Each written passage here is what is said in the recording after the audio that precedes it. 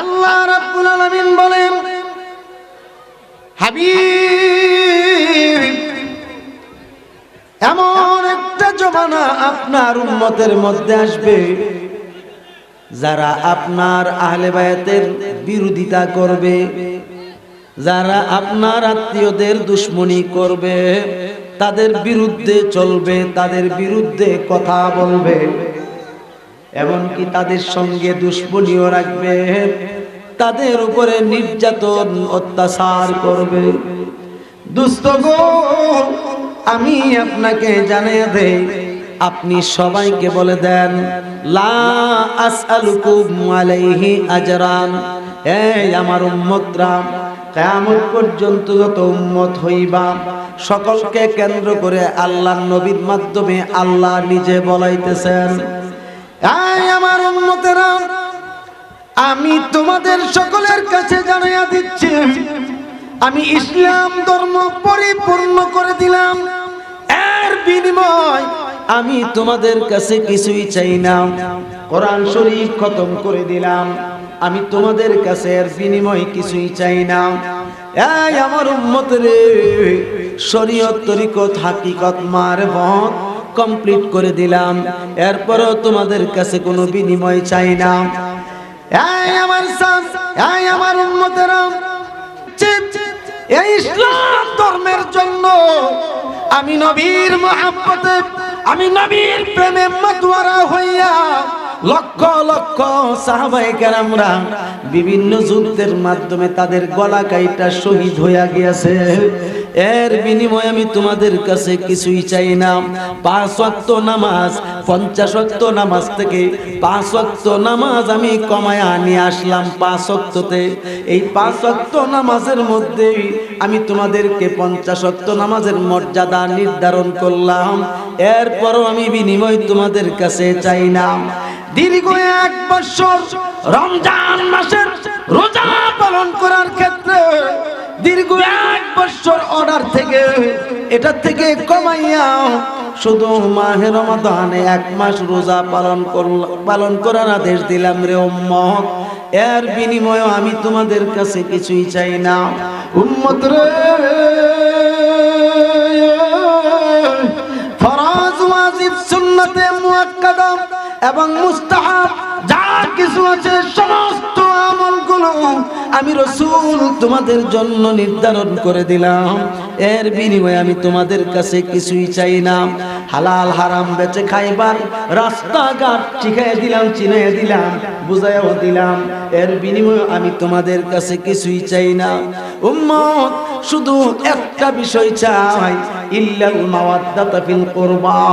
হে আমার উম্মত রে, আমার আত্মীয় যারা থাকবে, আমার নিকটতম আত্মীয় যারা থাকবে, আমার আহলে বায়াত যারা হবে, আমি তাদের ভালোবাসা তোমাদের সবার কাছে চাই।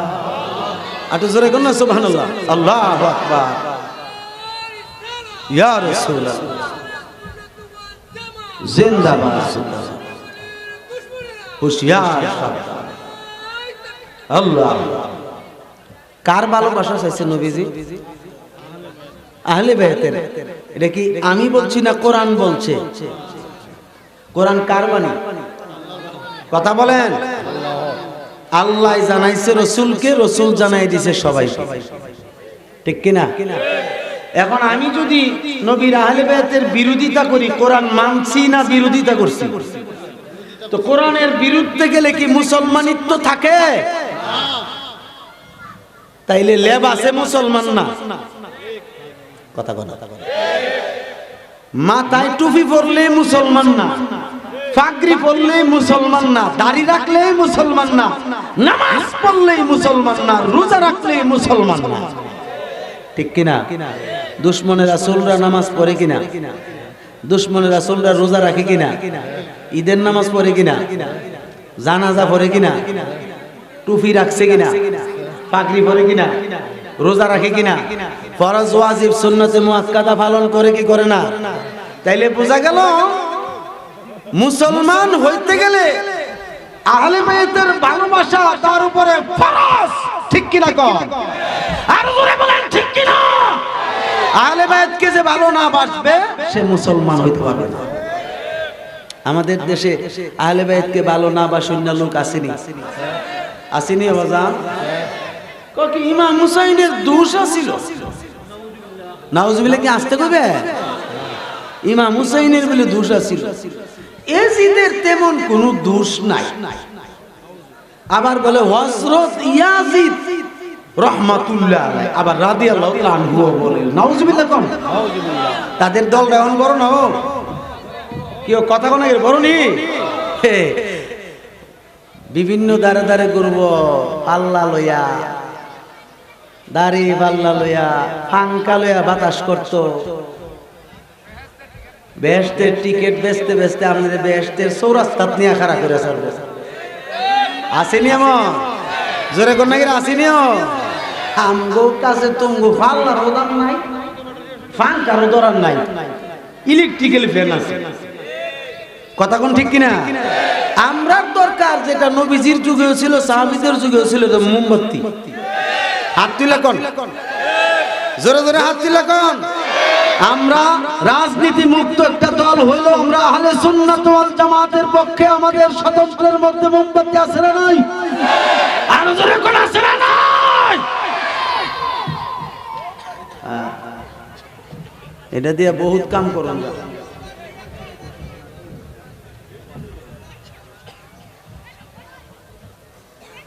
আমার মায়েরা খুব মনোযোগ। নবীজির আহলে বায়াতের মধ্যে 4 জন হচ্ছে লিডার।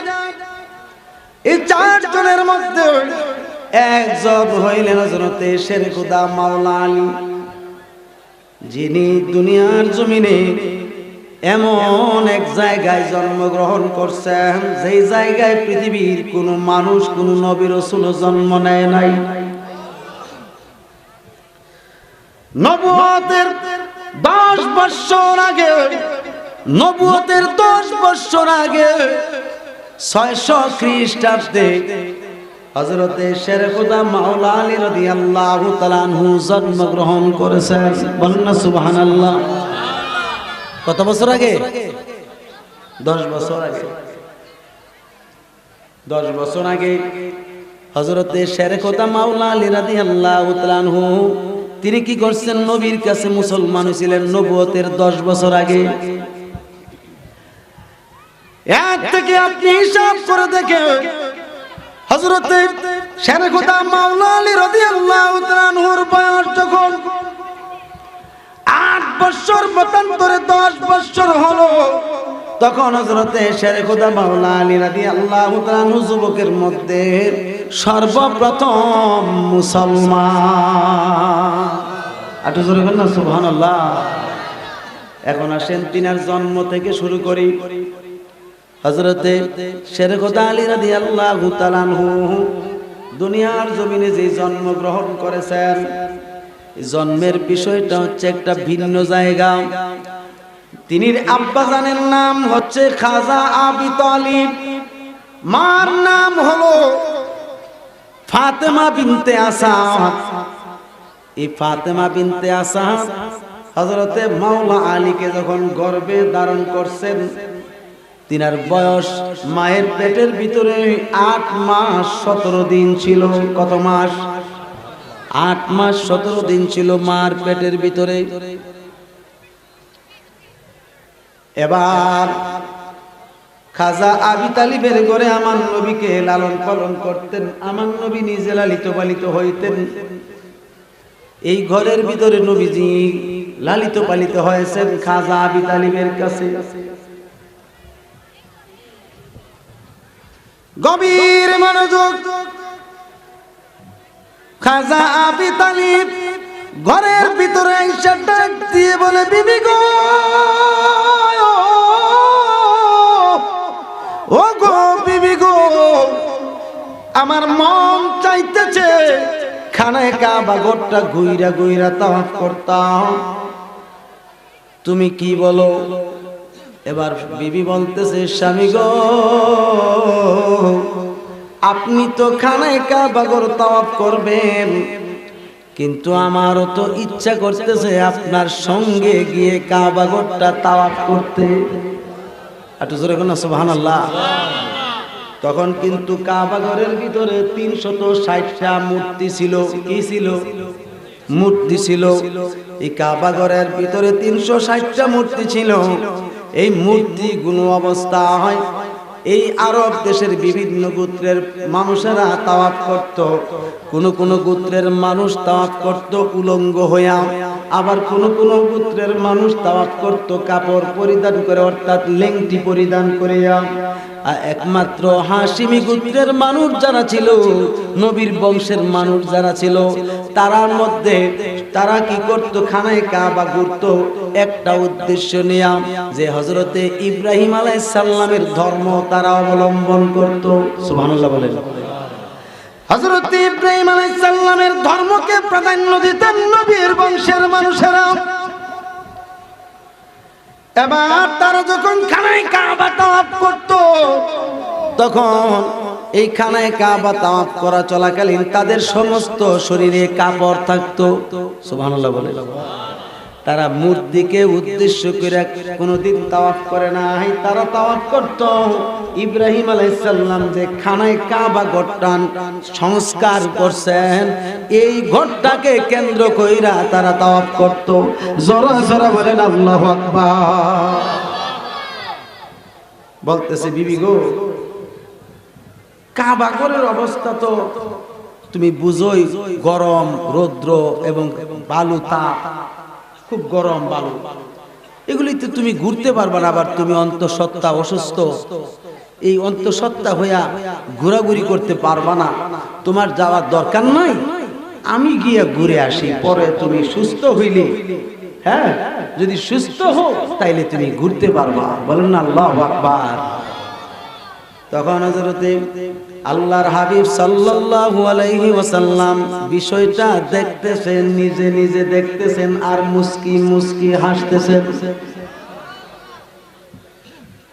বলতেছে স্বামী আমারে নিয়ে যা, আমার মন চাইতেছে। আমার নবী ডাক দিয়ে বলে চাচা যাও, ও গো প্রাণের চাচা, আপনি চাচি আম্মাকে নিয়ে যান, তিনি যেতে চাচ্ছেন, তার কোনো সমস্যা হবে না, যান নিয়ে যান। খাজা আবি তালিব বলতেছে বিবি, আমার ভাতিজা মুহাম্মদ সাল্লাল্লাহু আলাইহি ওয়াসাল্লাম যখন বলছে তোমাকে নিয়ে যেতে পারি, কোনো সমস্যা নাই, কারণ মুহাম্মদের যেই কথাই বলে এর ব্যতিক্রম আর কিছু হয় না। বলতেছে কেমন করে বুঝলেন? বলতেছে আমি যখন আমার ভাতিজা মুহাম্মদকে নিয়ে ব্যবসায় যাই, ডাবলের ডাবল লাভ হয়, লস আর হয়। সুবহানাল্লাহ বলবেন না? কেউ নবীজিরে নিলে কি লস হয় না লাভ হয়? বাবাজিরা আমার খুব মনোযোগ। বলছে আচ্ছা ঠিক আছে চলো। একটা একটা কাপড়, কয়টা কয়টা কাপড়? খাজা আবি তালিবেরও একটা কাপড়, ফাতেমা বিনতে আসাদ যিনি তিনিরও একটা কাপড়। দুইজনে যাচ্ছে, নবীজি অনেক পিছনে থেকে দূরে থাইকেই আস্তে আস্তে করে যাইতেছেন। বলেন সুবহানাল্লাহ। যাইতে যাইতে যাইতে যাইতে কাবা ঘরে গিয়া তারা যখন তাওয়াফ করতেছে, দেখা যায় অগণিত মানুষ, অগণিত মানুষ তারা কি করতেছে? কাবা ঘর তাওয়াফ করতেছে উলঙ্গ হইয়া হইয়া, লেংটি পরিধান করিয়া এইভাবে তাওয়াফ করতেছে। আমার বন্ধুরা, বাবারা রে, ও পোল নাজিরপুর এলাকার বাবাজিরা, ও অত্র এলাকার বন্ধুরা, ও গো আমার পর্দানিশিনী মা বোনেরা গো, অন্তরে কান লাগায়া বসেন। এবার খাজা আবি তালিব তাওয়াফ করতেছে, তিনি স্ত্রী ফাতেমা বিনতে আসাদ তাওয়াফ করতেছে। যখন তারা দুইবার তাওয়াফ করলো গো, আরেকবার তাওয়াফ করতে গিয়ে যখন অর্ধ তাওয়াফ শেষ হইল, অর্থাৎ আড়াই পাক হইল, খোদার কুদরত বোঝা যায় না। ফাতেমা বিনতে আসাদ পেটে চাপা দিয়া ধইরা জমিনের মধ্যে বৈশা গেছে। আরে খাজা আবি তালিব জিজ্ঞাসা করতেছে, বিবি গো এইভাবে তুমি বৈশা গেলা কেন, কি হয়েছে বলো? বলতেছে, স্বামী গো আমার সন্তানটা দুনিয়ার জমিনে ভূমিষ্ঠ হওয়ার জন্য, জন্মগ্রহণ করার জন্য আরো কমসে কম 1 মাস সময় বাকি আছে। এখন তো বুঝতে পারতেছি আমার প্রসব বেদনা আরম্ভ হয়ে গেছে, প্রসব ব্যথা আরম্ভ হয়ে গেছে। এই মুহূর্তে যদি এই জায়গায় আমার বাচ্চা প্রসব করি, আমি তো কুরাইশ বংশের নারী, কুরাইশ বংশের একজন মহিলা, এমনকি হাশিমি গোত্রের একজন ব্যক্তি, যিনি যার নামে এই আরব দেশের মধ্যে একটা সুনাম আছে, যার নাম খাজা আবি তালিব। এই আবি তালিবের স্ত্রী আমি। স্বামী যে কোনো উপায়ে একটু পর্দা করার ব্যবস্থা করেন। বলতেছে, বিবি রে তোমারও সিঙ্গেল কাপড়, আমারও সিঙ্গেল কাপড়, অর্থাৎ তোমারও একটা কাপড়, আমারও একটা কাপড়। আমি যদি আমার কাপড় খুইলা তোমাকে পর্দা করি, আমি উলঙ্গ হয়ে যাব। আর তোমার কাপড়টা খুইলা যদি তোমাকে পর্দা করার চেষ্টা করি, তাইলে তুমি উলঙ্গ হয়ে যাইবা। এই সমস্ত ব্যক্তিবর্গ যারা আছে সবাই তোমার ইজ্জত সম্মান দেখে ফেলবে। এখন কি করা যায়? চিন্তার মধ্যে পড়ে গেছে। হায় হায়, তখন কিন্তু এই খানায় কাবা ঘরের চতুর্পাশ দিয়া শুধু মরুভূমির মতো বালু আর বালু, ছাদ ছিল না, বিল্ডিং ছিল না। খানায় কাবা ঘরের ছাদ ছিল, চতুর্দিকে বিল্ডিং ছিল, কিন্তু পাথরের বিল্ডিং। কিন্তু এর চতুর্দিকে বর্তমানে যেইভাবে বিল্ডিং আছে এই রকম বিল্ডিং ছিল না, টাইলস করা ছিল না। উত্তপ্ত গরম বালু, এই গরম বালুতে যারা খালি পা রাখতো, ওই খালি পায়ে ঠসা পড়ে যেত, এমন একটা হাল অবস্থার মধ্যে হইয়া যাইত। কিন্তু দেখতেছে খাজা আবি তালিবে উপায় বেশি হোক, ভালো না ভালো দেখছে না, নিরুপায় হয়ে গেল। এবার চিন্তা করতে করতে করতে করতে করতে করতে হঠাৎ করে আল্লাহর হাবিব সাল্লাল্লাহু আলাইহি সাল্লাম এই বিষয়টা দেখতেছে। আমার নবী দেখতে দেখতে চিন্তা ভাবনা করছে, আমার চাচি আম্মা তো বিপদগ্রস্ত হয়ে গেছে। এবার আমার নবী মুহাম্মদুর রাসূলুল্লাহ সাল্লাল্লাহু আলাইহি ওয়াসাল্লাম, আমার নবী আকাশের দিকে তাকাইলো। আকাশের দিকে তাকায়া বলে, আল্লাহ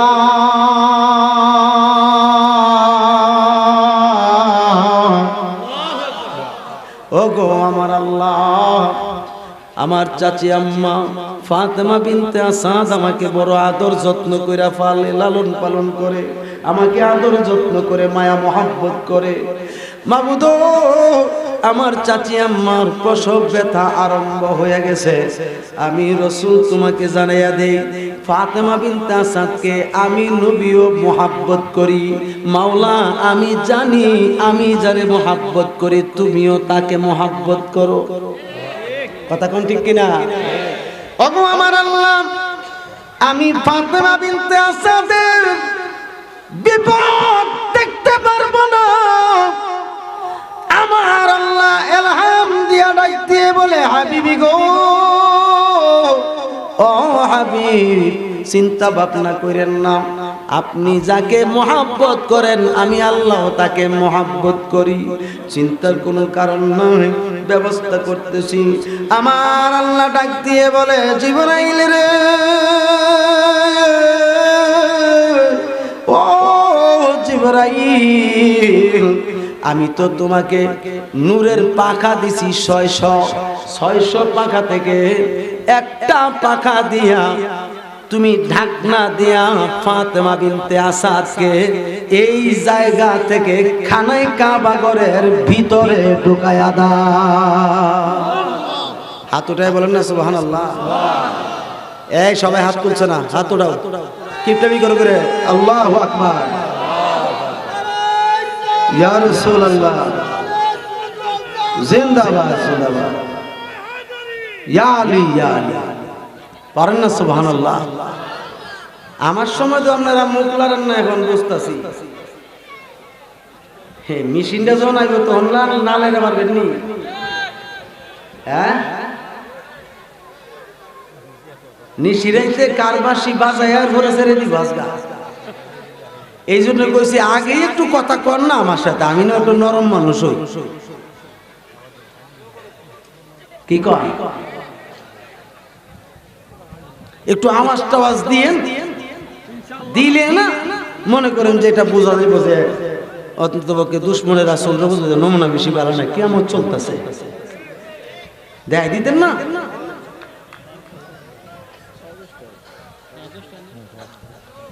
আসবে 10:30 আসা একটু মহব্বতের সাথে দরুদ শরীফ আল্লাহুম্মা জোরে জোরে মাওলানা মুহাম্মদ ওয়া আলা আলি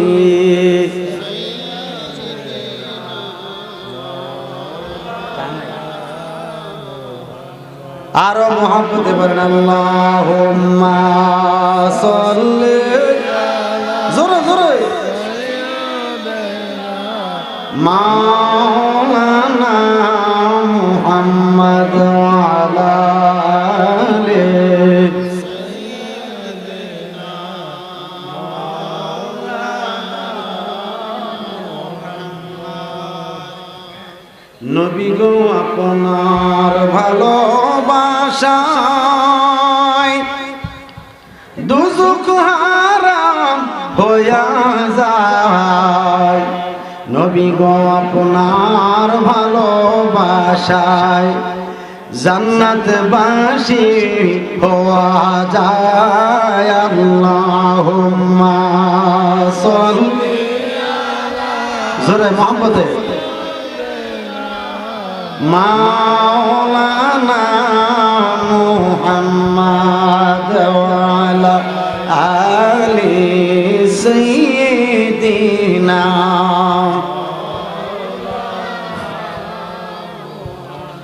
আমার ভাইয়েরা খুব মনোযোগ। জিবরাইল আলাইহিস সালাম ফাতিমা বিনতে আসাদকে খানায় কাবা ঘরের ভিতরে ঢুকাই দিবেন। খাজা আবি তালিব টেরও পায় নাই। খাজা আবি তালিব টের পাইছে। খাজা আবি তালিব হঠাৎ করে দেখে সামনে বসা ছিল, হঠাৎ উদাও গায়েব। এখন বলেন স্ত্রী যদি স্বামীর সামনের থেকে হঠাৎ করে গায়েব হয়ে যায়, স্বামী মনে নিশ্চিন্তা থাকবে? কি কারণ পাগলের মতো হয়ে যেত না, একেবারে পাগলের মতো হয়ে গেছে, বিশ্রাইতেছে। আরে এখন ছিল এখানে, কোথায় গেল? খাজা আবি তালিব কি জিবরাইল দেখছে? কথা কোন নবীজি দেখছেনি? নবীজি তো দাঁড়ানো আছে দূরে, নবীজি দেখছেনি? আরে কথা কোন না দেখছেনি? হ্যাঁ, নবীজি আস্তে আস্তে আসতেছে, বলেন না সুবহানাল্লাহ। আসার পর বলছে, চাচা কি হয়েছে, আপনি বিচলিত? বলতেছে, বাবা দেখো না, তোমার চাচি এখানে ছিল, হঠাৎ কোথায় যে অদৃশ্য হয়ে গেল বুঝতে পারলাম না। কেন কি হয়েছে? এখানে পেটের ব্যথা হচ্ছে, এখানে বসে গেল, আমাকে বলছে প্রসব ব্যথা হচ্ছে। এখন আমাকে পর্দা করার কথা বলছে, পর্দা তো আর করতে পারি না, হঠাৎ যেন কোথায় গায়েব হয়ে গেল বুঝতে পারছি না। নবীজি মুস্কি হাসতে লাগলেন, বলেন না সুবহানাল্লাহ। এবার আমার নবী বলছেন, চাচা বিচলিত হয়ে না, আমি ব্যবস্থা করতেছি, আমি যাচ্ছি। এবার নবীজি আস্তে আস্তে করে খানায় কাবা ঘরের দরজা বরাবর গেছেন।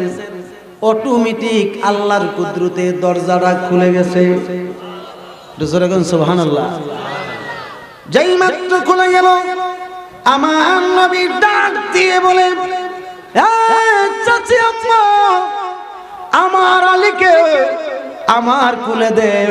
বলেন না সুবহানাল্লাহ। আমার আলীকে আমার কুলে দেন।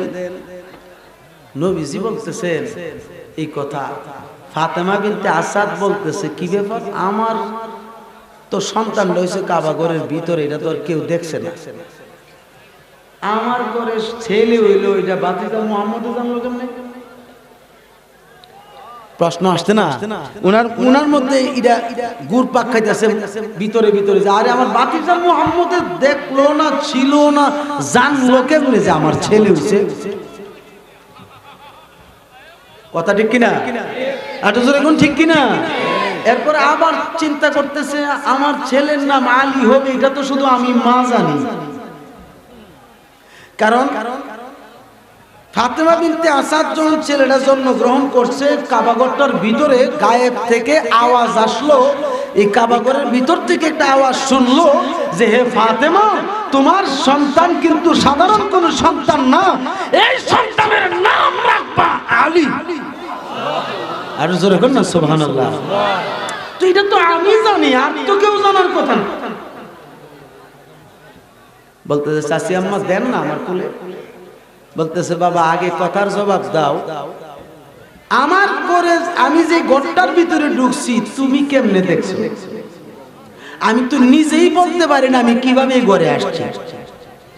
আবার বলো আমার ঘরে যে ছেলে হবে বা ছেলে হইব হইছে এটাই বা তুমি জানলা কিভাবে? তুমি তো এখানে ছিল না। আবার নাম ধরে ডাকছো আলী, তো এই ডাকটা তো আমি অদৃশ্য থেকে আওয়াজ পাইছি। কাবাঘরের ভিতরে কে যেন আমাকে ডাক দিয়া বলছে হে ফাতেমা, তোমার সন্তানের নাম রাখবা আলী। এটা তো আমি জানি, তো তুমি জানার কথা না, তুমি তো এখানে ছিল না। বাবা এটা কিভাবে সম্ভব? নবীজি মুস্কি হাসি দিয়ে বলে চাচি আম্মা এই বিষয় পরে বলবো, এখন বলবো না। এটা আপনার মধ্যে গোপন রাখেন, আমার মধ্যে গোপন থাকুক। আপনি আমার মধ্যে এখানে গোপন থাক, তো আপনি এটা কেনারাচারা করবেন না। আগে আলীকে আমার কুলে দেন, আমি আমার ভাই আলীকে আদর করি। এবার ফাতেমা বিনতে আসাদ ডাক দিয়ে বলে বাবা মুহাম্মদ,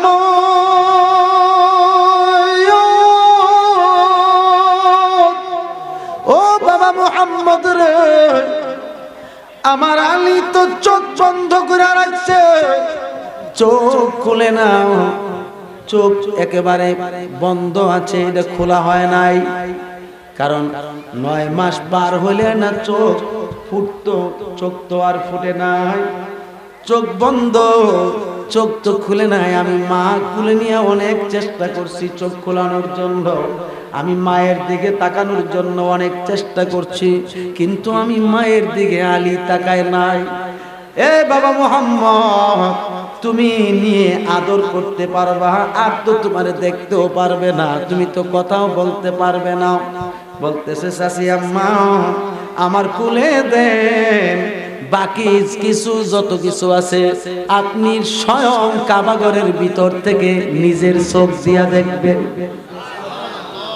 বলতেছে এটা কিভাবে সম্ভব? আর বলে আগে দেন। যেই মাত্র আমার নবীর কুল মুবারকে হযরতে আলীকে দিল, দেওয়ার সঙ্গে সঙ্গে ফাতেমা বিনতে আসাদ তাকায়া দেখছে, আমার নবী নিজেও দেখতেছেন। হযরতে মাওলা আলী রাদিয়াল্লাহু তাআলা আনহু চোখ খুললা আমার নবীর দিকে তাকায়া মুস্কি মুস্কি হাসে। তোমার না দেখলে আমার ঘরে রয় না মনরে, তুমি আমার জীবন গো নবীজি, তুমি আমার আর জীবন, তুমি আমরা জীবন গো দয়াল, তুমি আমরা আর জীবন। তোমার না দেখলে আমরার ঘরে রয় না মনরে, তুমি আমরা জীবন গো দয়াল, তুমি আমরা আর জীবন, তুমি আমরা জীবন গো নবীজি, তুমি আমরা আর জীবন। তোমার আমার ভালোবাসা জানে এ সর্বজন, ঠিক কিনা কর? ওরে তোমার আমরার ভালোবাসা নবী জানে এ সর্বজন। অন্ধের চোখের মনি তুমি সাথেরা আজারো তো আমরার জীবন গো দয়াল তুমি আমরা আর জীবন তুমি আমরার জীবন গো দয়াল তুমি আমরা আর জীবন একবার যদি পাইতাম গো দয়াল করিতাম আমি যতন একবার যদি পাইতাম গো দরদি করিতাম আমি যতন ওগো অঙ্গেতে সিটাইয়া দিতাম আত ও রসন্দ অনরে অঙ্গেতে সিটাইয়া দিতাম আত ও রসন্দ অনরে তুমি আমার জীবন গো দয়াল তুমি আমরা আর জীবন তুমি আমরার জীবন গো নবীজি তুমি আমরা আর জীবন একটা জবান বন্ধ রাখবেন না চিৎকার দিয়ে বলেন আল্লাহু আকবার মুহাব্বতে বলেন ইয়া রাসূলুল্লাহ আওয়াজ করে বলেন না ইয়া ওলি আল্লাহ আল্লাহুম্মা সাল্লাতুল জান্নাত ফাতেমাতু জোহরা রাদিয়াল্লাহু তাআলা আনহা জোরে বলুন আল্লাহু আকবার এই এই এই মিয়ারা এই আপনারা না বলে সুন্নি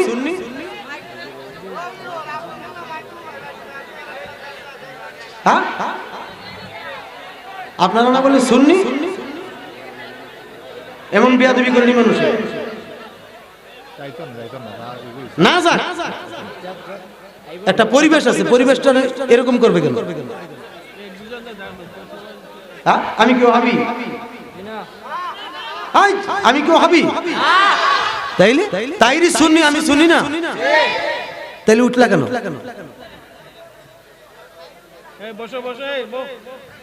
এই জন্যই সুন্নিরা কোনোদিন উন্নতি হইতে পারবে না কোনোদিন না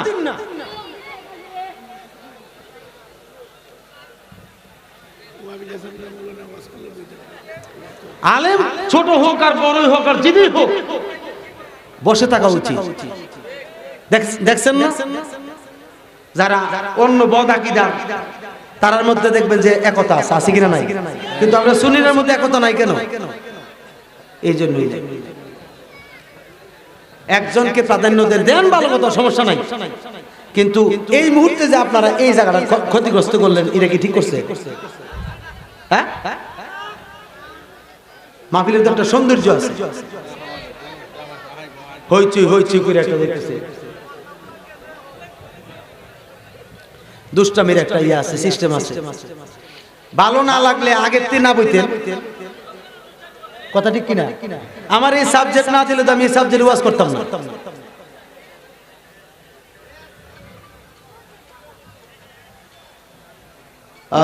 আল্লাহুম্মা সাল্লি আলা সাইয়্যিদিনা মুহাম্মাদ নাবিয়ানা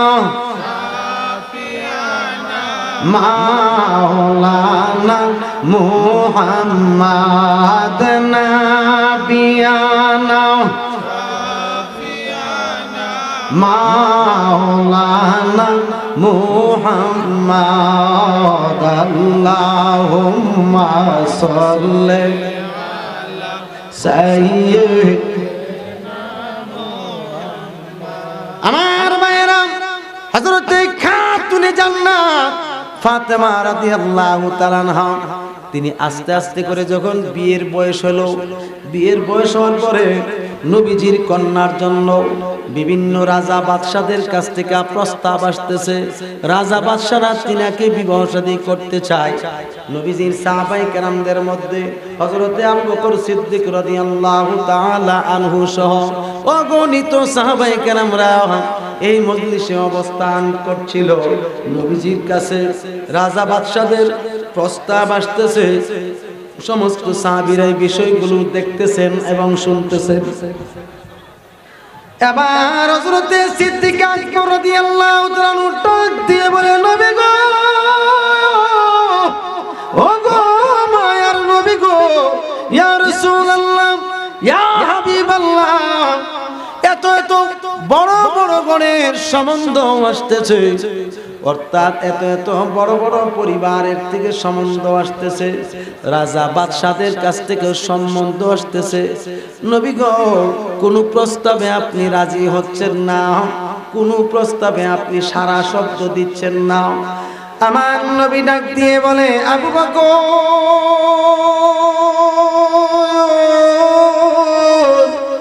ও আবু বকর রে, আমার আলী তো আমার ফাতেমাকে মনে মনে পছন্দ করে। আমি নবী তো ধন সম্পদের কাঙ্গাল না, আমি ধন সম্পদের জন্য পাগল না। আমি আলী ব্যাপারটা বুঝতে পারছি, আমার আলী আমার ফাতেমাকে মনে মনে পছন্দ করে। কেননা ফাতেমার যোগ্য পাত্র যদি দুনিয়ার জমিনে থাকে, একমাত্র আমার আলী সারা আর কেউ না। একটু জোরে কর না সুবহানাল্লাহ, আরো জোরে কর না সুবহানাল্লাহ। কো আমার আলী সারা এমন যোগ্য পাত্র আমার ফাতেমার জন্য পৃথিবীতে আর কেউ। আমার আলী যদি আমাকে প্রস্তাবটা দিত, তাইলে তো কোনো কথাই ছিল না। হযরত আবু বকর সিদ্দিক রাদিয়াল্লাহু তাআলা আনহু ডাক দিয়ে বলে, নবী গো, আমি যদি আলীকে প্রস্তাবটা শোনায়া দেই, আমি যদি আলীকে প্রস্তাবটা শোনায়া দেই, আপনার কি কোনো সমস্যা আছে নাকি? নবীজি মুস্কি হাসি দিয়ে বলে, এই আবু বকর রে, আমি তোমার কাছে প্রকাশ করার অর্থ হইল আলীর কানে যেন সংবাদ পৌঁছে যায়। সুবহানাল্লাহ বলে। হযরত আবু বকর সিদ্দিক রাদিয়াল্লাহু তাআলা আনহু আর দেরি করে নাই, তিনি সঙ্গে সঙ্গে সঙ্গে সঙ্গে দৌড় দিয়ে এখান থেকে নবীজির কাছ থেকে ডাইরেক্ট চলে গেছেন হযরতে মাওলা আলীর ঘরের কিনারে। দরজায় দাঁড়ায়া দেখতেছে হযরতে আলী ঘরের এক মাথা থেকে আরেক মাথায় হাঁটাহাঁটি করতেছে, একেবারে বিচলিত অবস্থায় হাঁটাহাঁটি করতেছে। অর্থাৎ তিনি বলতেছে, হায় হায় আল্লাহ, আমার ফাতেমাকে মনে হয় রাজা বাদশারা নিয়ে যাবে। আহারে, আমার ফাতেমার জন্য আমি এখন কি করতে পারি? আমি তো গরিব মানুষ, আমার তো কোনো ধন সম্পদ নাই। আমি দয়াল নবীর প্রেমে সবকিছু কুরবান করেছি এবং নিজের জীবন দিতেও প্রস্তুত রয়েছি। আর এই ফাতেমাকে যদি রাজা বাদশারা নিয়ে যায়, তাইলে তো আপনি আলীর জীবন অসমাপ্ত থেকে যাবে। হযরতে মারেফতের সম্রাট শাহনশাহ হযরতে আলী এই কথা বলতেছে আর বিচলিত অবস্থায় হাঁটাহাঁটি করতেছে। ইন্ডিমিন টাইমে হযরতে আবু বকর সিদ্দিক রাদিয়াল্লাহু তাআলা আনহু দরজায় দাঁড়াইয়া আলীকে ডাক দিলেন, আলী রে, ও আলী, তোমার তো কপাল খুলে গেছে। বলতেছে, কি কপাল খুলে গেছে বলেন? বলতেছে, আলী, নবীজি তোমার জন্য অপেক্ষা করতেছে, তুমি কখন তোমার মনের কথা নবীজিকে শোনাইবা। একটু জোরে বলুন না সুবহানাল্লাহ, আর জোরে বলুন না সুবহানাল্লাহ। আলী, তুমি এখানে হাঁটাহাঁটি করছো আর ওই দিক দিয়ে নবীজি তোমার অপেক্ষা করতেছে, তুমি কখন তোমার মনের কথা নবীকে প্রকাশ করবা। হযরতে আলী বলতেছে, তাই নাকি? হ্যাঁ। তো রাজা বাদশাহরা যে আসতেছে, এদের প্রস্তাবে নবীজি সারা শব্দ দেন না। একটু জোরে বলুন না সুবহানাল্লাহ। তাহলে বোঝা গেল ধনী হইলেই দেউন যেত না। কথা ঠিক কিনা? বুঝ যাস না, দিতে হবে। আমার ভাইরা, হযরতে আলী সিদ্দিক আকবরের কথা শোনার সঙ্গে সঙ্গে এখান থেকে দৌড় মারছে, দৌড়ায়া নবীজির ঘরের ভিতরে যায় দাঁড়ায়া নিচের দিকে তাকায় রইছে। সুবহানাল্লাহ। আমার নবী ডাক দিয়ে বলে, আলী শুনে নাও, কি ব্যাপার?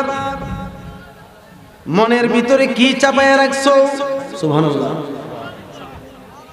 হযরত আলী বলতেছে, ইয়া রাসূলুল্লাহ, আমার মনের ভিতরে কি চাপায়া রাখছি সেটাও আমার আল্লাহ রাসূল জানে। আলী রে, ও আলী, তুই বুঝি আমার ফাতেমাকে পছন্দ করস? হযরত আলী জবাব দেয়, এটাও আল্লাহ রাসূল ভালো জানে। এই আলী, আমার ফাতেমাকে যে বিয়ে করবি, আমার ফাতেমার মহরানা তোমার কাছে আসেনি? বলতেছি, ইয়া রাসূলুল্লাহ, এটার বিষয়েও আল্লাহ রাসূল ভালো জানে। জবাবগুলো বুঝে রাখবেন, আল্লাহ রাসূল ভালো জানে। মারিফতের সম্রাটের জবাব। আর আমরা কি গেলে পণ্ডিতি করলাম বলে কোন কি হুজুর নাই কি কোটি কোটি টাকা আছে আমার কাছে, কথা কোন ঠিক কিনা? কিন্তু মুখের সাফার লেগে কিছুই বলা সম্ভব না, এমন একটা অবস্থা। কিন্তু মাওলা আলী বলে, আমি সব কিছু আমার আল্লাহ রাসূল আমার জানে। আমার নবী মুস্কি হাসি দিয়ে বলে, আলী, তোমার ঘরে কি কি আছে? বলতেছে, হুজুর, আমার ঘরে যা যা আছে আল্লাহর রাসূল ভালো জানে। নবীজি বলছেন, তুমি বলো না তোমার কি দরকারি জিনিস? বলছে, হুজুর, আমার কাছে একটা তলোয়ার আছে, একটা ঢাল আছে, যুদ্ধের পোশাক আছে, লোহার টুপি আছে, এরকম কিছু সরঞ্জাদি আছে। নবীজি বলছেন, তলোয়ারটা যুদ্ধে কাজে লাগবে, যুদ্ধের পোশাকটা যুদ্ধে কাজে লাগবে, এমনকি লোহার টুপিটাও কাজে লাগবে। ঢালটা যদিও তোমার কাছে না থাকে, ঢালটাও যুদ্ধের প্রয়োজন, ঠিক কিনা? এরপরও ঢাল ছাড়াও আমার আলী যুদ্ধ করতে পারে। একটু জোরে কোন সুবহানাল্লাহ। ঢাল ছাড়াও আমার আলী যুদ্ধ করতে পারে। হুজুর কি করবে? ঢালটা বিক্রয় করে আমার ফাতেমার মোহর নিয়ে আসো। হুজুর, মোহর কত? 25 দিরহাম। কত দিরহাম? 25 দিরহাম, অর্থাৎ মতান্তরে 10 দিরহাম, 25 দিরহাম, 20 দিরহাম, ইখতিলাফ। তবে 25 দিরহাম তুমি নিয়ে আসো, 10 দিরহাম তুমি নিয়ে আসো। কি বিক্রয় করিয়া? জোরে বলেন বাবারা। ডাল বিক্রয় করা 25 দিরহাম নিয়ে আসতে বলছে, 10 দিরহাম মতান্তরে নিয়ে আসতে বলছে। হযরত আলী রাদিয়াল্লাহু তাআলা আনন্দে খুশিতে বাড়িতে চলে গেলেন। গিয়ে ঘরের ভিতর থেকে ডালটা নিয়ে রওনা দিয়েছেন বাজারের উদ্দেশ্যে। যাইতেছেন হঠাৎ করে হযরত আলীর সামনে হযরতে ওসমান যুন্নুরাইন রাদিয়াল্লাহু তাআলা আনহু সামনে পড়ছে। হযরতে ওসমান রাদিয়াল্লাহু তাআলা আনহু আমার নবীর 2 কন্যা বিয়ে করেছে, 2 নূর বিয়ে করেছে।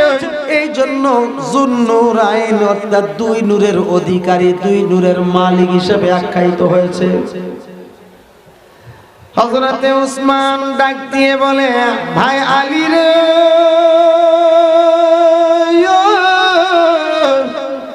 ও আলী রে,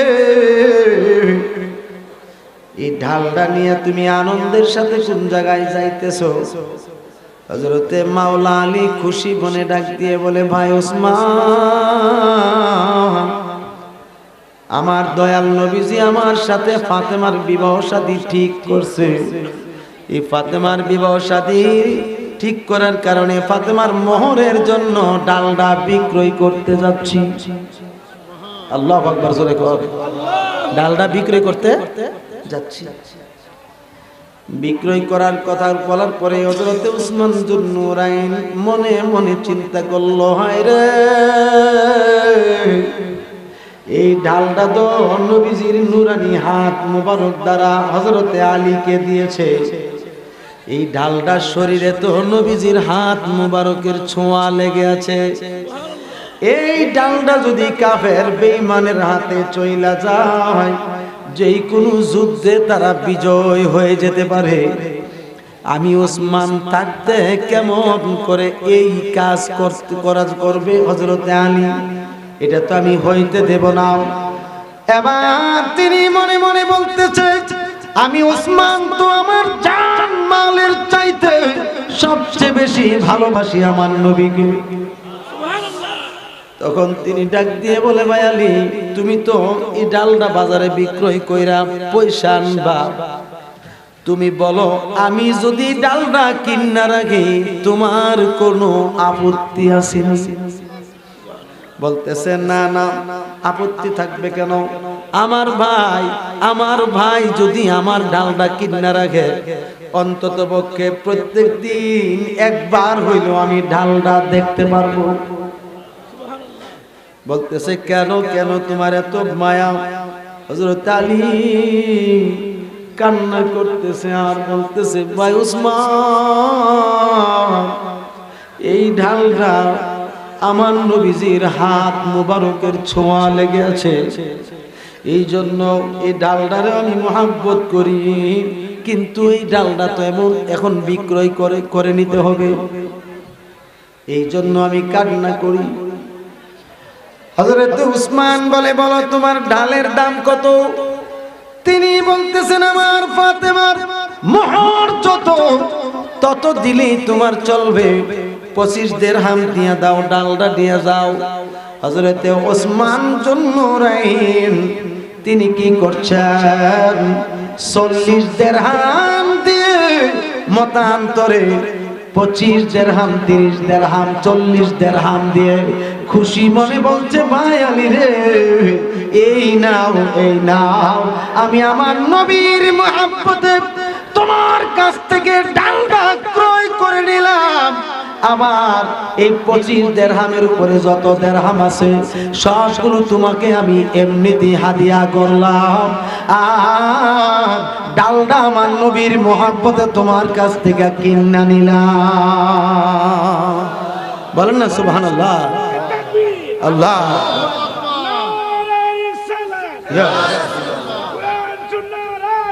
ঘরে ঘরে ঘরে ঘরে জিন্দাবাদ। হযরত উসমান জুন্নুরাইন রাদিয়াল্লাহু আনহু ডালটা ক্রয় করলেন। ক্রয় করার পরে হযরতে আলী তো খুশি মনে মোহর পায়া তিনি যাইতে আসে। হঠাৎ করে পিছনের দিকে যখন তাকাইছে, ডালডার দিকে যখন তাকাইলো পিছন ফিরিয়া, তখন হযরত উসমান জুন্নুরাইন দেখতেছে হযরতে আলী কানতে কানতে যাইতেছে। কি হয়ে যাচ্ছে? কানতে কানতে। হযরত উসমান জুন্নুরাইন রাদিয়াল্লাহু তাআলা আনহু তিনি দেখতেছেন আলী কাঁদে আর হাঁটে। তিনি ডাক দিয়ে বলে, ভাই আলী, তুমি শুনে নাও, দাঁড়াও, তুমি দাঁড়াও, যাইও না, একটু অপেক্ষা করো, তোমার সাথে আমার কিছু কথা আছে। হযরতে উসমান রাদিয়াল্লাহু তাআলা আনহু ডাক দেওয়ার পরে হযরতে শেরখুদা মাওলা আলী দাঁড়াইলো। দাঁড়ানোর পরে রে হযরতে উসমান রাদিয়াল্লাহু তাআলা আনহু কাছে গিয়ে বলতেছে, আলী রে, এত খুশি মনে ডালটা বিক্রয় কইরা হযরতে ফাতেমার মোহরানা নিয়া চইলা যাইতেছো, কিন্তু আমি তো দেখতেছি এই ডালটা তোমার যুদ্ধের অনেক প্রয়োজন। আমি তো কিনেছি নবীর মহব্বতে, কিন্তু ডালটা তোমার প্রয়োজন যুদ্ধে, কারণ তুমি তো আমাদের নবীর সাহাবায়ে কেরামদের মধ্যে শ্রেষ্ঠতম জ্ঞানী একজন সাহাবী। আলী, আমি ওসমান জুন্নুরাইন তোমাকে জানিয়ে দেই, চোখের পানি মুছে ফেলো, আমি আমার নবীর মুহাব্বতে ডালটা তোমার কাছ থেকে কিনলাম, আর আমার নবীর মোহাব্বতের এই ঢালটা আমি ওসমান আবার তোমারে ফিরাইয়া দিলাম। দুই হাত তুলে বলেন আল্লাহু আকবার, আর জোরে বলেন আল্লাহু আকবার, বলেন ইয়া রাসূলুল্লাহ, বলেন ইয়া ওয়ালি আল্লাহ। তাদের ভালোবাসা, তাদের কত একতা, সাহাবায়ে কেরামদের কত একতা, কত ভালোবাসা। আর আমাদের সুন্নিদের মধ্যে একতা, বাপ রে বাপ, ফাটল ধরতে ধরতে ধরতে ধরতে মনে হয় এটা টুকরা টুকরা হয়ে গেছে। যাও আমার দোস্ত তাই হিসেবে বহু চেষ্টা করতেছিলেন একত্রিত করার জন্য, জোড়া তালি দিয়ে, জোড়া তালি দিলি কি মাগার সুপার গুলো তো লাগাইলেও ছুটে যায়। কথা কোন ঠিক কিনা? কেন ছুটে জানেন? হিংসা। কেমনে ছুটে? হিংসা, হিংসা। কারণ আমগো এলাকাতে, আমগো ব্রাহ্মণবাড়িয়াতে আহলে সুন্নাত ওয়াল জামাত আছে, এটা আছে না নাই? এটা সংগঠন আছে না? এই সংগঠনের সেক্রেটারি কিন্তু আমার দোস্ত তাইর সাহেব। ইডারে নিয়ে গুতাগুতি করতে করতে করতে করতে করতে করতে মানে তাইর হিসাব হইতো না, অন্যরা হইতো, অন্যরা হইতো। এখন যে সারা বাংলাদেশে সাংগঠনিক মহাসচিব হয়েছে তাইর হিসাব, এটা কেমনে ফিরে যায়? তাহলে বোঝা গেল আমার দোস্তে যে আগে কইছে যে মাইনাস নয় ম্যানেজ চাই, ম্যানেজ চাই, বাস্তবে প্রমাণ করছে কিনা? জোরে কোন প্রমাণ করছে কিনা? তো আমার দোস্তেই বলে দিছে আমাকে, আহলে সুন্নাত ওয়াল জামাতের সংগঠন এটা বিজয়ী দল, জান্নাতি দল। ঠিক কিনা কোন না? এটা নবীর সংগঠন, আমার নবীর দল। এই দলে আমরা থেকে জীবন যাপন করতে চাই কি চাই না? আর জোরে কোন চাই কি চাই না? এই আহলে সুন্নাত ওয়াল জামাতের সংগঠন, এটা একটা দল, আহলে সুন্নাত জান্নাতি দল। এটা আমার নবীর দেওয়া দল, সাহাবায়ে কেরামের দেওয়া দল, তাবিঈনের দেওয়া দল, আউলিয়া কেরামের দল। কথা কোন ঠিক কিনা? কিন্তু এখন নকল দল দাবিদার আছে না? আহলে সুন্নাত দাবি করেন না, আছে না? বাপ রে, নবীর সুন্নাত পালন করলেই নাকি আহলে সুন্নাত আসেনি? মানে নামাজ পড়লে আর দাড়ি টুপি তা সব নবীর সুন্নাত পালন করলেই আহলে সুন্নাত, এটা বলে না? কিন্তু যারাই নবীর সুন্নাত রাইখে রাইখে নবীর সঙ্গে বেয়াদবি করে কথা কয়, এরা সুন্নি হয় কেমনে? কি বলেন ভাই সাহেব? এটা কিভাবে সম্ভব হয়? তার কাছে কি লাগে জানেন? নবীর মিলাদ কিয়াম সুক্কা লাগে, আর সুদের ব্যবসা আরাম লাগে। কথা কোন? হাত তুলে ঠিক না বেঠি? দুই হাত তুলে সত্য বলবেন বাবারা, ঠিক কিনা? কারণ নবীর মিলাদ তারা দেখতে পারে না, পছন্দ করে না, কিন্তু সুদের কারবারে খুব পারদর্শী। এটা খাইলে কোনো গুণ হবে না। সুদের প্রতিষ্ঠাতার কথা কোরআনও নাকি আছে, হাদিস শরীফও নাকি আছে। বিদেশে ডোনাল্ড ট্রাম্পের কথা তারামও নাকি হাদিস শরীফ আছে। ওই বিশ্ব খেলোয়াড়ে বসে এবেলে বিশ্ব খেলোয়াড় সিটিং বাস। কথা কোন ঠিক কিনা? নাম্বার 1 বাটপা, ঠিক কিনা কোন? আর জোরে কোন ঠিক কিনা? কত বড় সুন্নি দাবিদার। আর এই হচ্ছে খবিস, এটা করে শয়তান। দেখবেন যে চোখের কোড়াগুলো ফেরাউনের মতো হয়ে গেছে। কথা ঠিক কিনা? তারে আর গা ফেরাউন রে বদলান যাইব, কিচ্ছু বেমিলিত না। কারণ ফেরাউনেরও চোখের কোড়া ফুলা, তার চোখের কোড়াটিও ফুলা।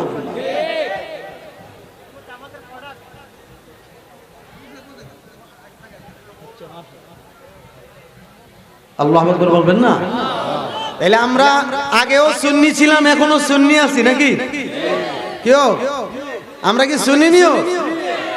সবাই পঞ্চায়েতে আমরা সুন্নি নি? কেউ আমরা সুন্নি? আগেও সুন্নি, এখনো সুন্নি, ঠিক কিনা? ভবিষ্যতের মৃত্যু পর্যন্ত সুন্নি থাকবো, ঠিক কিনা?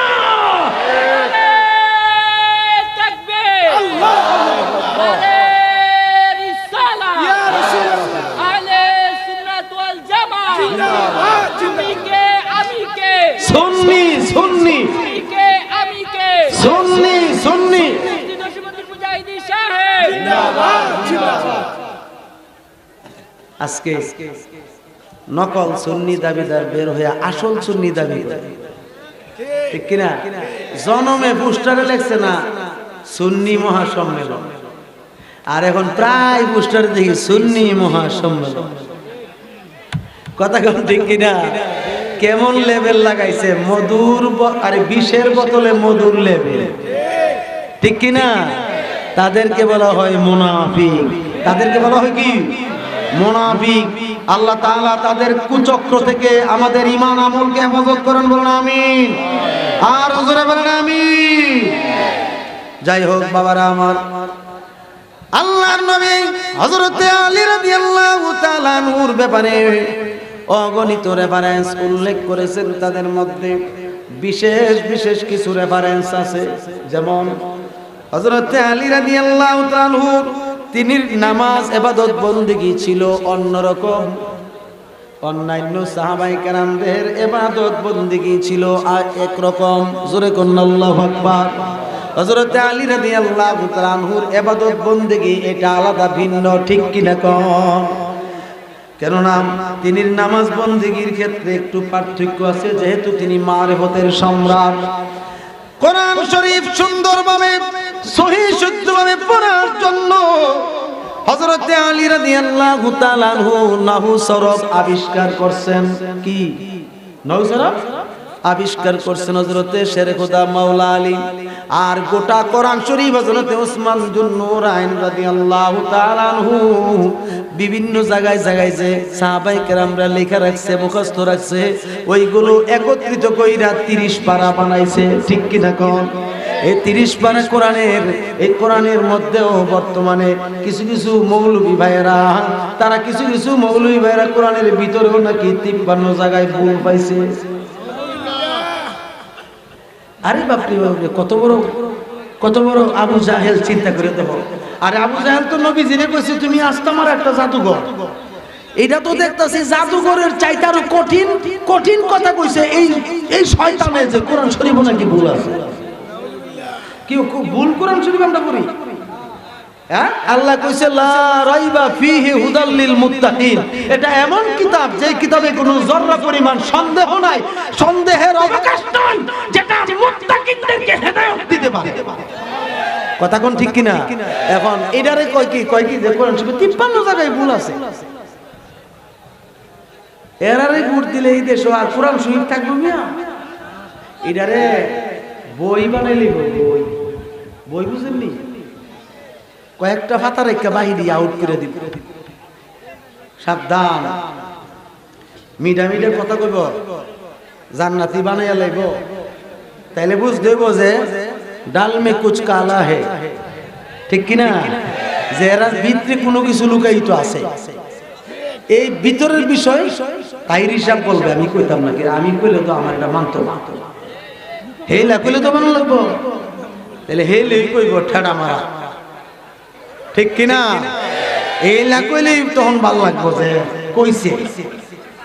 কারণ এই মুহুরের বাড়ি তো আর হুডার বাড়ি হইতো না, মুহুর দিয়ে দম লাগবে, তাইলে যে মা। হযরত আলী রাদিয়াল্লাহু তাআলা আনহু ডাল পাইয়া অনেক খুশি হয়ে গেলেন। খুশি হইছে কিনা? দেরহামও পাইছে, ডালও পাইছে। মাশাআল্লাহ, সুন্দর করে ডাল লয়া দিরহাম লয়া আমার নবীর দরবারে গিয়া হাজির হয়ে গেছে। আমার দয়াল নবী মুস্কি মুস্কি হাসে। সুবহানাল্লাহ বলেন না। আমার নবী জানে কিনা ঘটনাটি? এই যে রাস্তাত ঘটছে, এটা আমার নবী জানেনিও? আমার নবী দেখছিনি? এই দেখার শক্তি কে দিছে? আর জোরে কোন কে দিছে? আমার নবীর কাছে কোনো কিছুর গোপন নাই। নবীজি নিজেই বলেছেন জুবিয়াত লিয়াল আরদে, হাদিস শরীফে আসছে জমিনের উপরে আসমানের এবং জমিনে যা কিছু আছে চুল পরিমাণ জায়গা আমি নবীর জন্য গোপন নাই। ঠিক কিনা? সবকিছু আমার জন্য সংকীর্ণ করে দিছে, ছোট করে দিছে। জুবিয়াত লিয়াল আরদে, আরদুন এর ব্যাখ্যা লিখছে মুহাদ্দিসিন যে আরদুন ওয়াস সামায়ে, বলনা সুবহানাল্লাহ, আসমান এবং জমিনে যা কিছু আছে সব কিছু আমি নবীর জন্য সংকীর্ণ করে দিয়েছি। সংকীর্ণ মানে হচ্ছে ছোট করা। হুজুর গাউসে পাক বলেন নাযারতু ইলা বিলাদিল্লাহি জামআন কা খারদালাতি বিহুকমি ইত্তিসালি। তিনি বলতেছেন আল্লাহর সৃষ্টি জগতে যত কিছু আছে সমস্ত সৃষ্টিগুলো আমি আব্দুল কাদের জিলানী একটা সরিষার দানার মতো দেখি।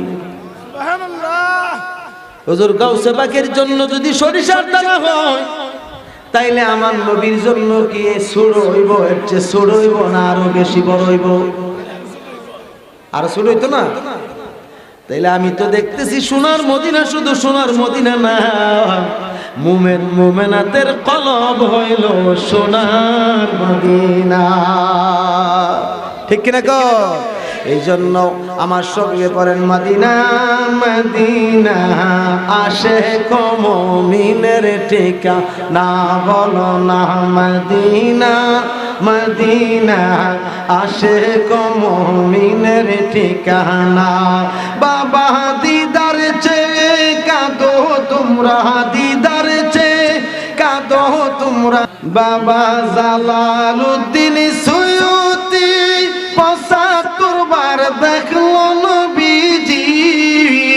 জালালউদ্দিন সুয়ুতি ৭৫ বার দেখলো নবীজি।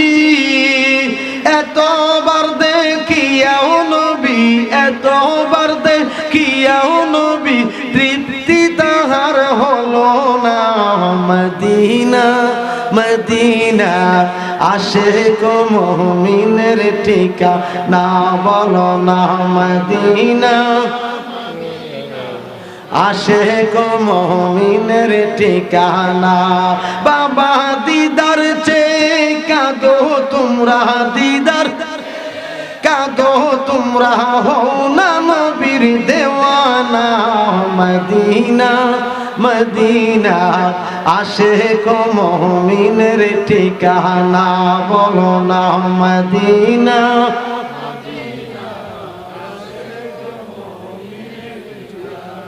নবীর শ্রেষ্ঠ সাহাবী হযরত আবু বকর সিদ্দিক, নবীর শ্রেষ্ঠ সাহাবী হযরত আবু বকর সিদ্দিক।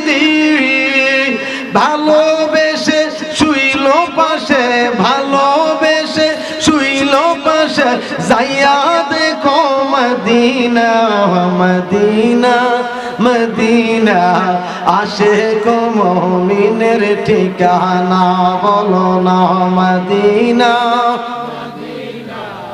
আশিক মুমিনের ঠিকানা। বাবা দিদার চেয়ে কাঁদো তোমরা, দিদার কাঁদো তোমরা, হও না নবীর দেওয়ানা। মদিনা মদিনা আশিক মুমিনের ঠিকানা, বলো না মদিনা আশিক মুমিনের। একটা জবান বন্ধ রাখবেন না, চিৎকার দিয়ে বলেন আল্লাহু আকবার। মুহাব্বতে বলেন ইয়া রাসূলুল্লাহ, আওয়াজ করে বলেন না ইয়া ওয়ালি আল্লাহ। আল্লাহুম্মা সাল্লি মাওলানা মুহাম্মদ ওয়া আলা আলিহি।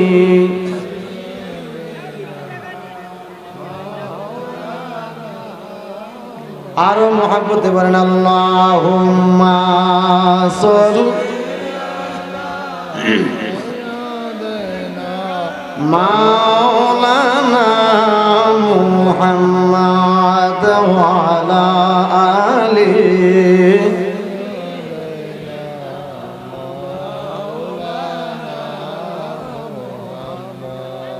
নবী গো আপনার ভালোবাসায় মৃত দিল জিন্দা হইয়া যায়। নবী গো আপনার ভালোবাসায় ঘুমের ঘরে দেখা যায়। আল্লাহুম্মা সাল্লি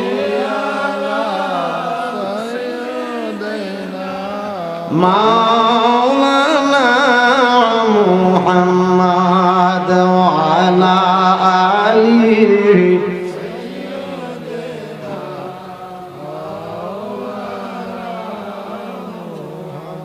আল্লাহ আল্লাহ আল্লাহ আল্লাহ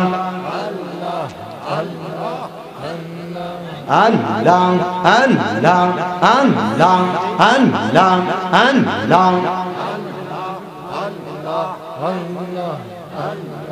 তুমি মেহেরবান গো নবীজি তুমি মেহেরবান ও গো নবীজি তুমি মেহেরবান মাশাআল্লাহ আল্লাহ আল্লাহ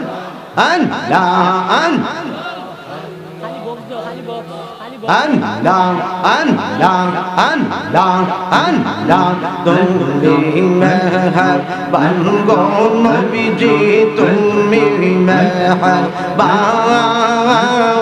ও গো নবীজি তুমি মেহেরবান মাশাআল্লাহ আল্লাহ আল্লাহ আল্লাহ আল্লাহ আল্লাহ আল্লাহ আল্লাহ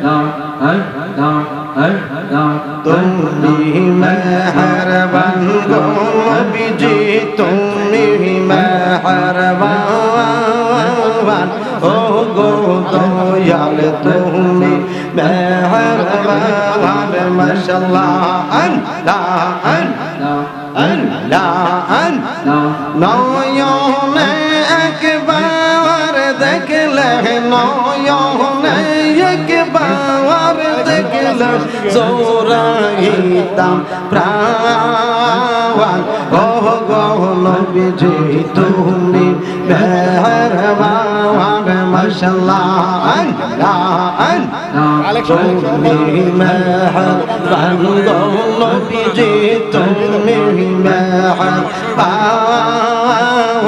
ও গো দয়াল তুমি মেহেরবান মারহাবা আল্লাহ আল্লাহ আল্লাহ আল্লাহ আল্লাহ কত কষ্ট করলেন নবীজি ওহুদের ময়দান গো মাশাআল্লাহ আল্লাহ আল্লাহ আল্লাহ দান দান মুবারক শহীদ করলো দান দান মুবারক শহীদ করলো কাফের বেঈমান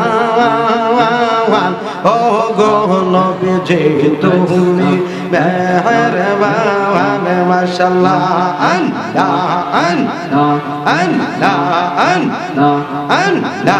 আল্লাহ আমার মুর্শিদ নীল মন গারিয়া আমার দয়াল নীল মন গারিয়া কেমন করে নীল এই মন কেমন করে নীল এই মন প্রেমে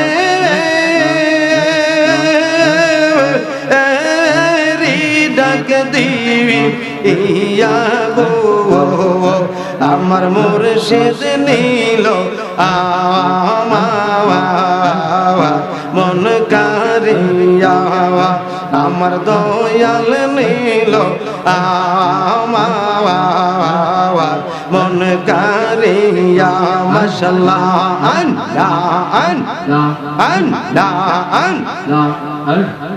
জোরে ও মুর্শিদ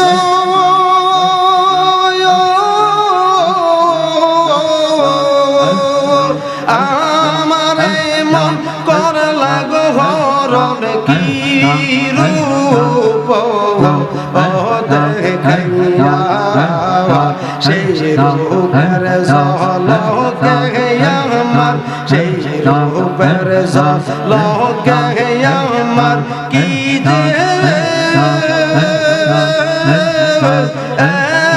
গেল হইয়া গো আমার মুর্শিদ নীল আমার মন কারিয়া আমার দয়াল নীল আমার মন কারিয়া মাশাআল্লাহ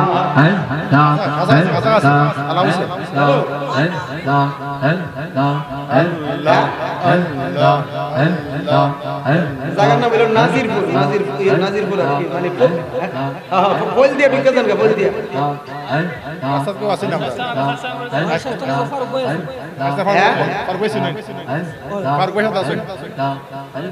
এইটা হলো আপনি শাস্তানগর আইন না শাস্তানগর আইন হবিগঞ্জ শাস্তানগর লেবিডে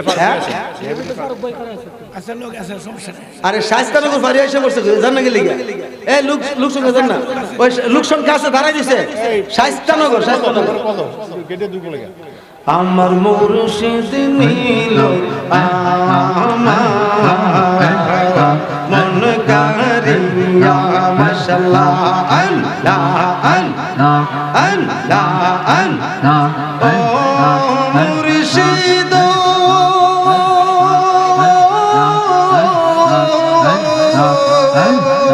তোমারি আশাতে গোয়ামার জীবন গেল এলো হইয়া ও মুর্শিদ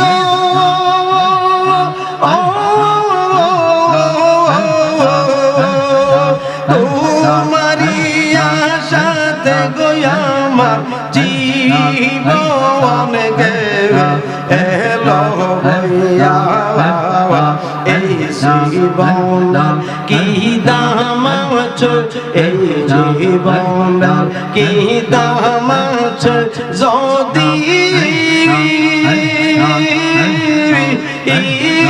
না যাহলো হইয়া গো আমার মুর্শিদ নীল আমার মন কারিয়া আমার দয়াল নীল আমার মন কারিয়া মাশাআল্লাহ জোরে মন করা নীল এই মন কে মন করা নীল এই মন প্রেমে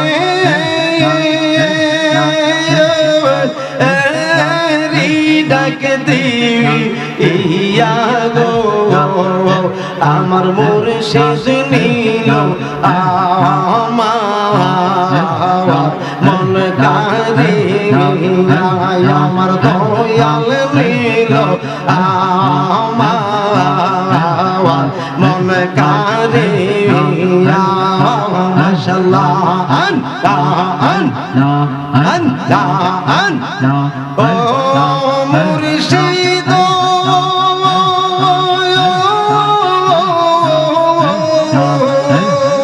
কি সুরে করলা গোয়ুতাল পাগল ও বাহানাইলা ও মুর্শিদ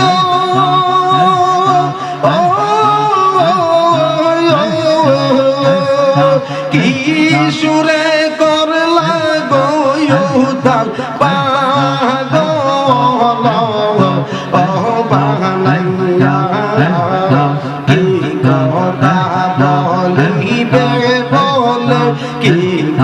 কথা বলিবে বলে গেল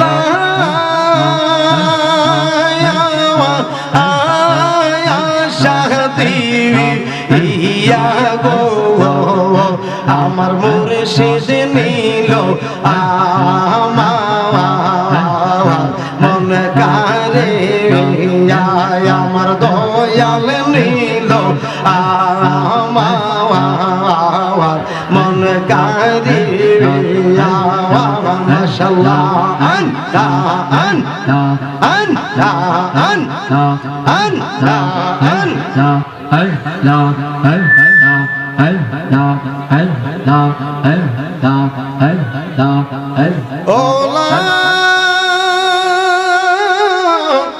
ইলাহা ইল্লাল্লাহু মুহাম্মাদুর রাসূলুল্লাহ সাল্লাল্লাহু আলাইহি ওয়াসাল্লাম।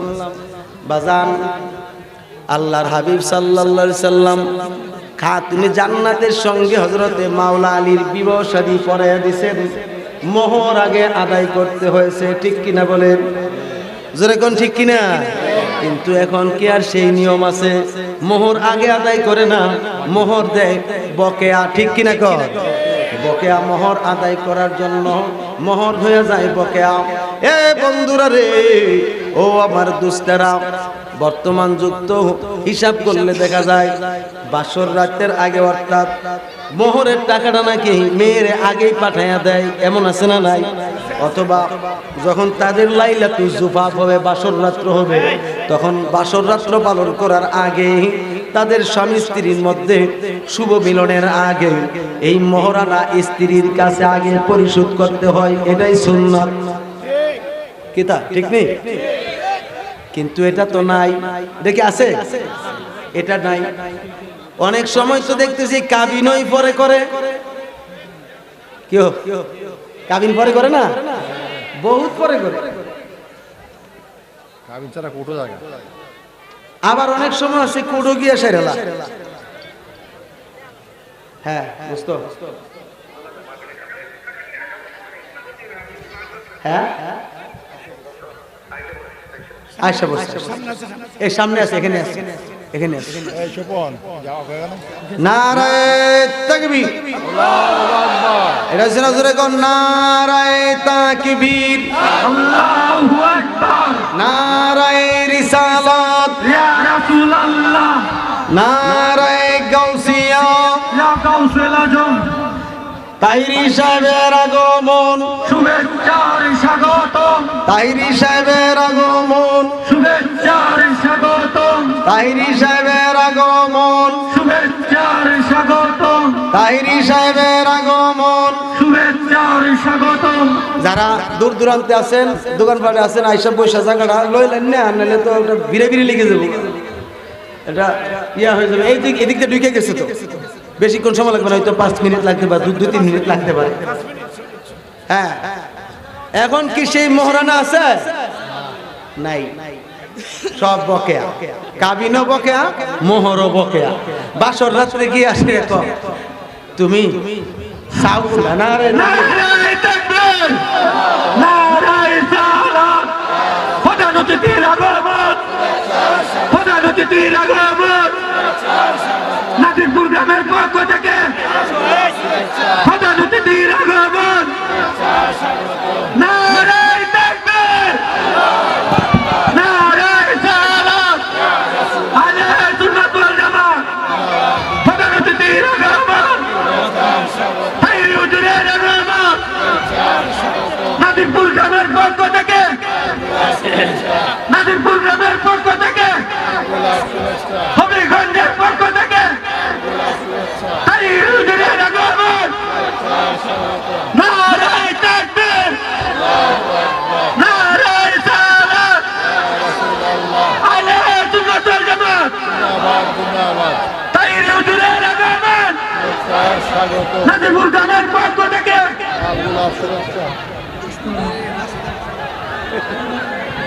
সম্মানিত উপস্থিতি, এতক্ষণ যাবৎ আপনারা যার জন্য অপেক্ষায় ছিলেন, আজকের মাহফিলের সমারোহ আন্তর্জাতিক সম্পন্ন মুফাসসির কুরআন হযরত মাওলানা পীর মুফতি গিয়াসউদ্দিন আত-তাহিরি সাহেব আমাদের মধ্যে উপস্থিত হয়ে গেছেন। আপনারা যারা এখন এদিক সেদিক ঘোরাফেরা করছেন মাহফিলের মধ্যে চলে আসুন। করেন আলহামদুলিল্লাহ।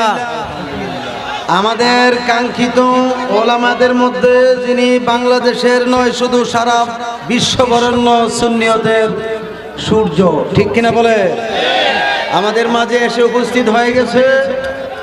আমরা সকলেই সুন্দর করে একটু সুন্দরভাবে দাঁড়াই অথবা বসি। সবাই বসলে সুন্দর লাগবে, সকলে বসলে সুন্দর লাগবে। আপনারা যারা ইয়া করছেন এখানে বসেন, বসলে সুন্দর লাগবে। করেন না আলহামদুলিল্লাহ, করেন আলহামদুলিল্লাহ। যাই হোক, আপনাদের খেদমতে ইনশাআল্লাহ এখন আল্লামা তাহিরি সাহেব আলোচনা করবেন। আমি তো প্রায় 3.25 ঘন্টার মতো হয়ে গেছে। একবারে যে একটা অবস্থা হয়েছে, আমার তো ওয়াজও মন বসতেছে না, যেহেতু ফোনে পাইতেছি না। কথা বুঝেননি? আমি কিন্তু বিচলিত অবস্থায় ফোন দিতেছি, টেনশনই ছিলাম। আল্লাহ একটা টেনশনটা মুক্ত করছে, আমার দোস্ত এসে গেছে। পড়েন আলহামদুলিল্লাহ।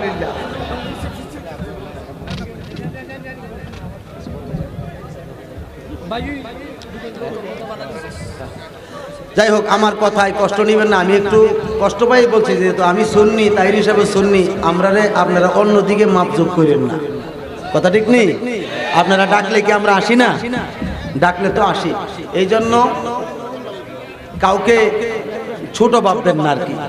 আসসালামু আলাইকুম ওয়া রাহমাতুল্লাহি ওয়া বারাকাতুহু। নারে তাকবীর! এই আওয়াজে মানি না, যার জন্য আপনারা এতক্ষণ ধরে অপেক্ষা ছিলেন, তার জন্য কি গলা ফাটিয়ে কি আওয়াজ দিতে পারবেন না? সবাই বলেন নারে তাকবীর! নারে রিসালাত! আহলে সুন্নাত ওয়াল জামাত! তাহির হুজুরের আগমন নাজিরপুরের পক্ষ থেকে, এই মাহফিলের পক্ষ থেকে, হবিগঞ্জ ছাত্র সেনার পক্ষ থেকে সম্মানিত উপস্থিতি, আমাদের মধ্যে উপস্থিত হয়েছেন সুদূর ফুলবাড়িয়া থেকে আগত সারা বাংলার